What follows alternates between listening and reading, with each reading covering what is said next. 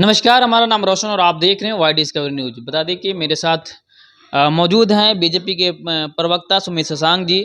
हम आज बात करेंगे कि काराकाट लोकसभा से जो निर्दलीय प्रत्याशी पवन सिंह है, पवन सिंह जो है कहते हैं कि मोदी जी के नाम पर आखिर जनता कब तक वोट देंगे।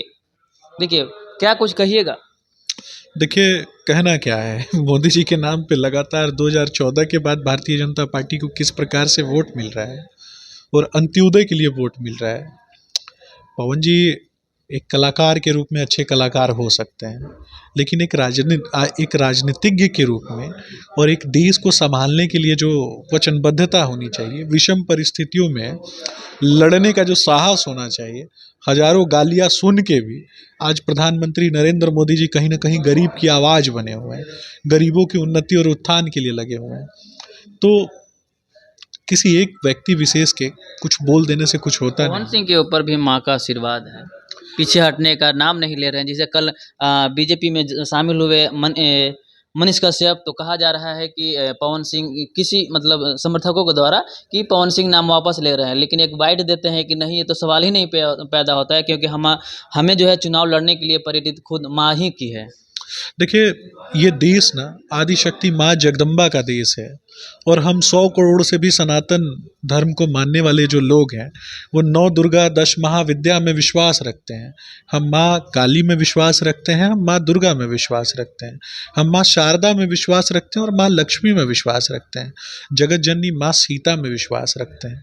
तो कहीं ना कहीं देश के प्रत्येक व्यक्ति के लिए माँ जो है वो बहुत ही, माँ का महत्व तो सबके लिए है, और पवन जी की माँ का भी मैं बहुत सम्मान करता हूँ और अपने शब्दों के माध्यम से सभी देश के सभी माँओं का सम्मान करता हूँ। लेकिन ये देखना है कि गरीब की माँ को गाली किसने दिलवाई थी। ये इंडी अलायंस के लोगों ने ही गाली दिलवाया था ना। दलित की माँ को किसने गाली दिलवाई थी? इंडी अलायंस के लोगों ने ही गाली दिलवाई थी ना। तो दलितों के माँओं के सम्मान के लिए, गरीबों की माँ के सम्मान के लिए, मध्यम तबके से आने वाले जो माएँ हैं उनके सम्मान के लिए, और देश के प्रत्येक माँ के सम्मान के लिए, भारत माँ के सम्मान के लिए भारतीय जनता पार्टी के नेता कहीं ना कहीं खड़े रहते हैं।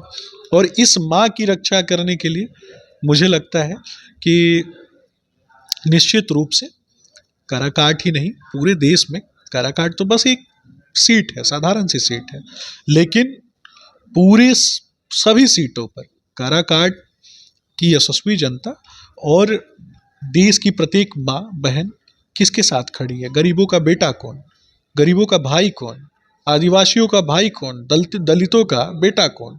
आदरणीय प्रधानमंत्री नरेंद्र मोदी जी ना। तो जब मोदी जी का नाम सामने होता है ना, तो कोई भी नहीं टिकता। लड़ाई जो है वो निश्चित रूप से भारतीय जनता पार्टी के साथ किसी की नहीं है। सबकी जमानत जब्त होने वाली है। सब बीजेपी जो है जिसका ज़्यादा नाम है, फेम है, उन्हें अपनी ओर शामिल कर ली। जैसे मनीष कश्यप को हाल ही में शामिल हो गए बीजेपी में। पवन सिंह एक कलाकार हैं, उनके जितने भी यार दोस्त हैं, बड़े भैया, छोटे भैया, सब के सब सांसद हैं, तो उन्हें क्यों भटकने दे रहा है? क्या मौका नहीं दे रहा है? हमने कब भटकने दिया? हमने तो टिकट भी दिया, टिकट उन्होंने ही वापस किया। ये उनके निजी विचार हो सकते हैं। मैं किसी व्यक्ति पे टीका टिप्पणी जो है वो नहीं करना चाहता। मैं देश के कल्याण की बात करना चाहता हूँ, देश की उन्नति और उत्थान की बात करना चाहता हूँ।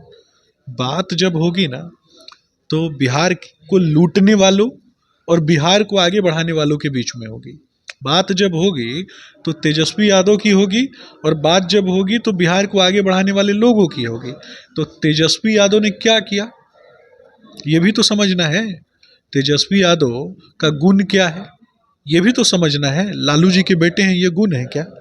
9वीं फेल राजकुमार, जो कि प्लेटफॉर्म पे गीत गा के जिनका गुजारा नहीं हो सकता है, गाना बजाना करके गुजारा नहीं हो सकता है, वो व्यक्ति बिहार में अशिक्षा और बेरोजगारी का प्रतीक बना हुआ है, और जिसने कहीं ना कहीं, जिसके पिताजी ने पूरे बिहार को बेरोजगार बना दिया।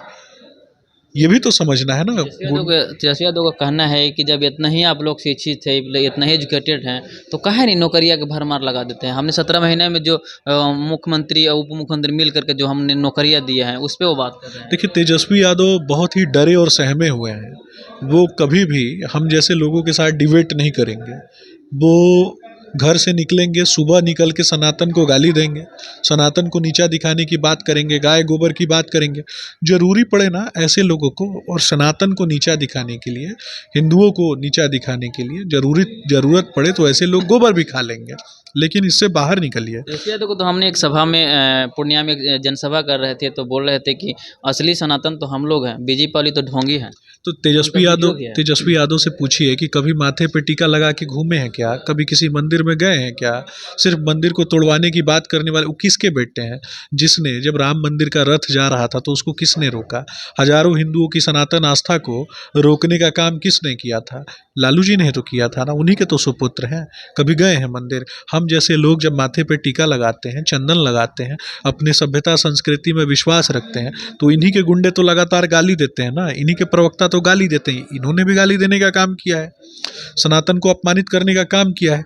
इतना कमजोर है इनकी पार्टी का मुखिया, जरा ये पूछिए ना जाके। चलिए अब मुद्दा पाते हैं। पवन सिंह कुछ दिन पहले मोदी जी का बहुत बड़ाई करते थे, बहुत नाम ले रहे थे, लेकिन अब जब चुनावी मैदान में उतरे हैं तो कह रहे हैं कि विकास के नाम पर आखिर जनता मोदी जी को कब तक वोट देगी, अब हम ही को जनता चुनेगी। तो काराकाट से लड़ रहे हैं। मैं तो पूछना चाहता हूँ आपसे। आप कह रहे हैं कि पहले मोदी जी की बड़ाई करते थे, तो क्या अब वो मोदी जी की बुराई करते हैं क्या। कभी उन्होंने बुराई किया है मोदी जी की। अब ये किया है नहीं नहीं, कि नहीं, कब तक मोदी जी के नाम पर जनता वोट कब देगी, साफ साफ कब कहना है उनका। कब तक वोट देना और बुराई करना दोनों ही अलग बातें होती हैं। कब उन्होंने बुराई किया है क्या।